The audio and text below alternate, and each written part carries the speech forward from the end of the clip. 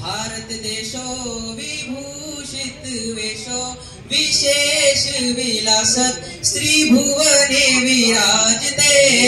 ओ मम देशे वेदवाणी प्रकाशते। ओ भारत देशो विभूषित वेशो विशेष विलासत स्त्री भुवने विराजते।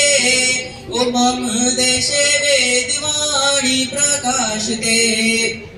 भवनेषु धूम शुभगन्धयुतोऽयं भवनेषु धूम शुभगन्धयुतोऽयं व्यापृते अविनाशितो विद्यापीठेषु ब्रह्मचारी गणोऽयं राजते च गुरुकुलौ आम्रकुञ्जे कोकिलकुञ्जे गुञ्जति वारं वारं तस्य शोभा कथं रमणीया सदा वर्णीया वसंत समागमे। ओ मम देशे वेदवाणी प्रकाशते। ओ भारत देशो विभूषित वेशो विशेष विलासत स्त्री भुवने विराजते।